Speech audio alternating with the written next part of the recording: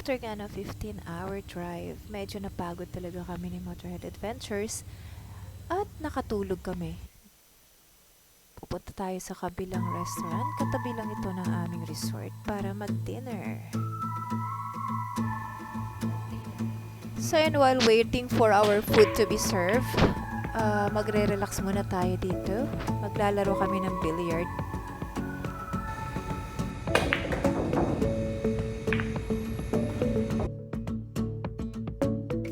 Pagkatapos namin kumain ng napakasarap na Bicol Express, ay bumalik na kami dito sa aming cottage para magligpit ng mga gamit. Kasi may mga pupuntahan tayo bukas.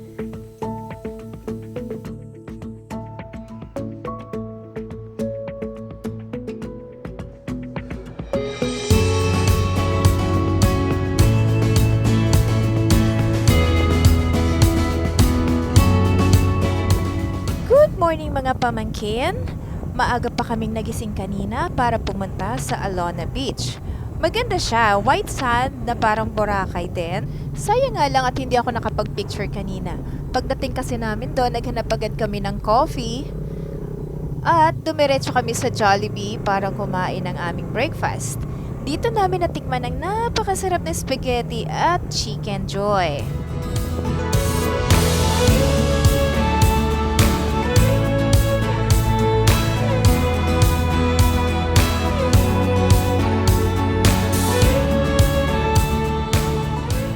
On our way to Hinagdanan ay madadaanan natin itong bagong airport sa Panglao Island. The airport opened last November 28, 2018 after decades of planning and 3 years of construction kasi medyo maliit nga naman talaga yung Tagbilaran Airport. This is to support the Bohol's increased passenger traffic due to tourism.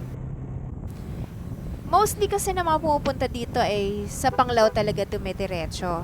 Andito yung mga resorts, mga white beaches, mga island hopping, para din kasi siyang Boracay and Palawan. It uses natural ventilation and solar power for 1/3 of its power supply, kaya tinatawag itong first eco airport in the Philippines.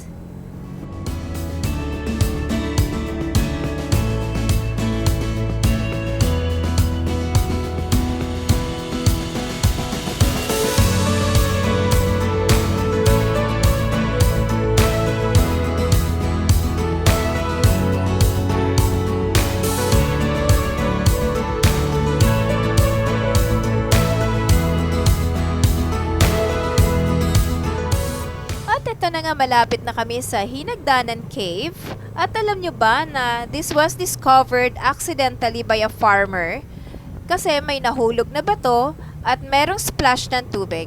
At during World War II ay ginamit ito ng mga locals as a hiding place from the Japanese Imperial Army. Andito na tayo. Ang aga pa pero madami ng guest, oh.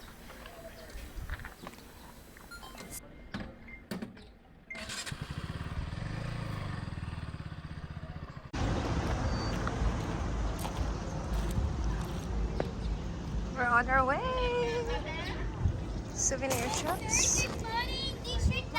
You say hi to the camera. Mr. Luciutan? Okay, marami kayong vitamins sa makikita dito, Mr. Luciutan. Huwag mag-alala.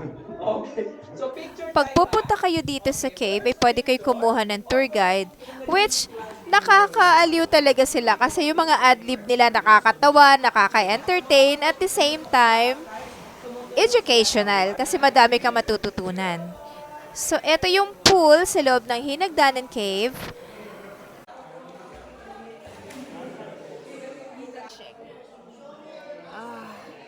Amali siya sa babaw, yeah. Meron siya mga stalactites and stalagmites at ang tubig ay sobrang lamig. Mixture nga pala ito ng fresh water at salt water kasi nasa likod daw ng cave na to is dagat na at may butas na kung high tide ay pumapasok ang tubig dagat at nahahalo sa fresh water na nasa loob na mismo ng cave.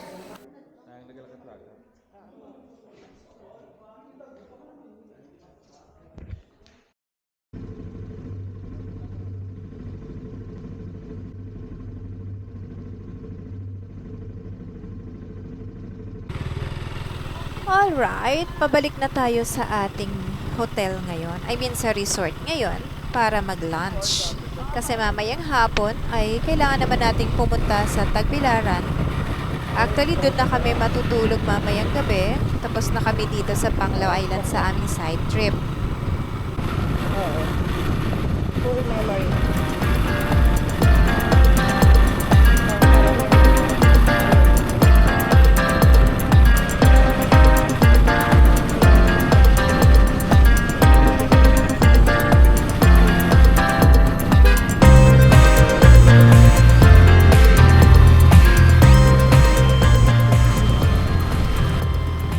And we are back dito sa Alona Pawikan.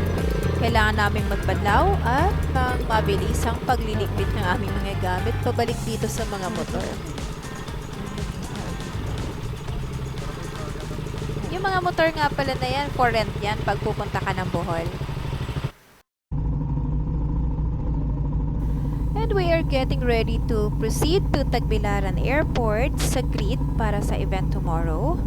At kasama ko ngayon ay mga riders din from Iloilo. Shout out to Eye in the Sky, Unipops Motovlog, Flo Moradilla, El Supremo Motovlog, and his wife, si Mami, na sumama din sa loop na to para makapagpasya din. So, bago tayo mag-proceed sa Tagbilaran, ay may dadaanan muna tayong newfound friend na nakilala natin sa biyahe papunta dito sa Bohol. Nag-invite kasi siya na mag-lunch kami dun sa bahay niya, which is pinapa-Airbnb din niya. More or less ay nasa 20 riders kami ngayon. And I would like to thank Imprint Customs para sa jersey na to. This is through the effort of Inang Moto. At magkikita din kami mamaya sa green.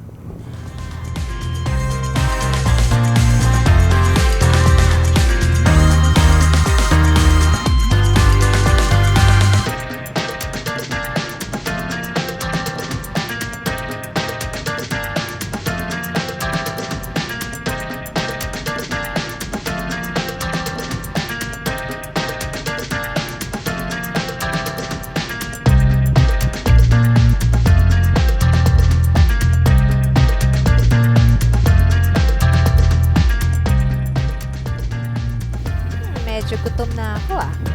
Pero malapit na rin naman tayo sa bahay nila. Let's go!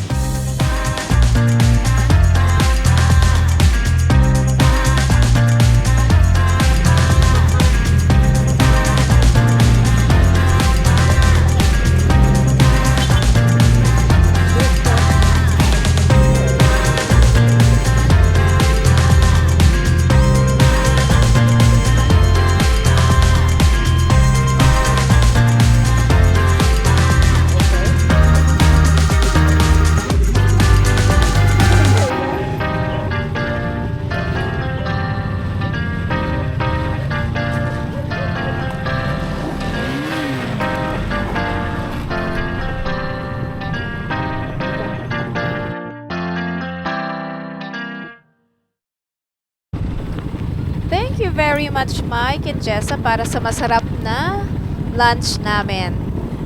Okay, proceed na kami ngayon sa Tagbilaran. Eto. Kita kits!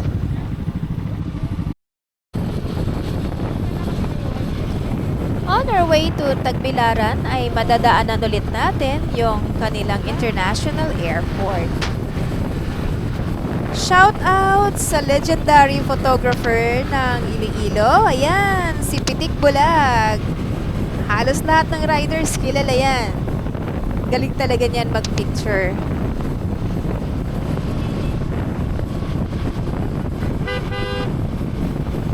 Medyo mahaba-habang biyahe ito. Siguro mga 30 minutes. Tara, let's go! Ang ganda ng kalsada nila dito. Pero tamang chill ride lang tayo.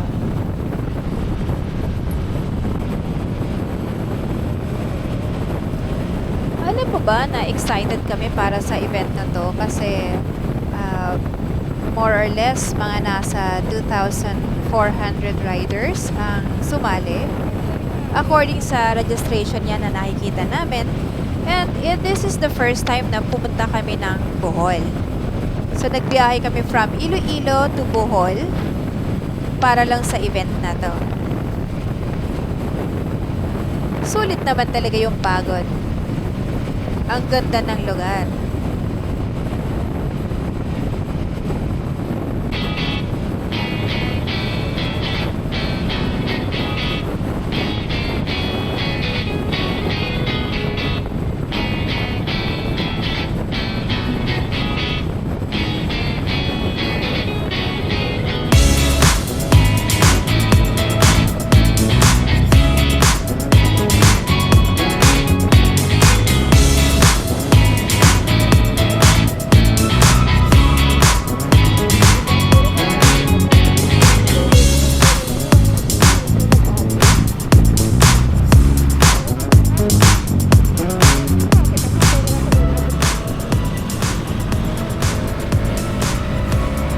Welcome to Tagbilaran City, Bohol. Ayan, puro sila tuktok. Wala ka masyado makikitang taxi or jeep.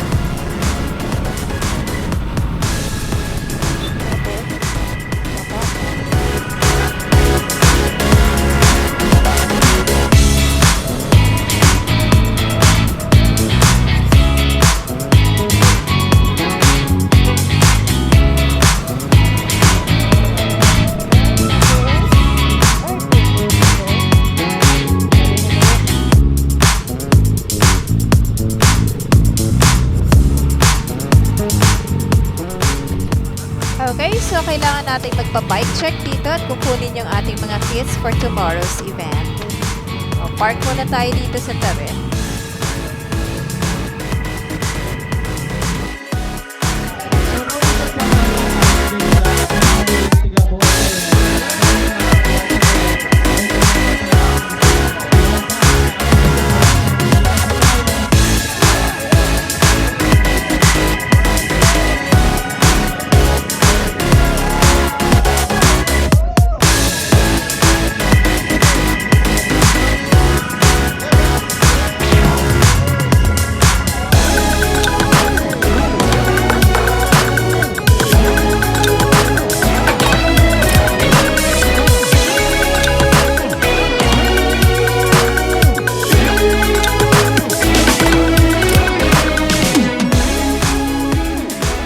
After our dinner, it's time to rest. Maaga pa tayo bukas.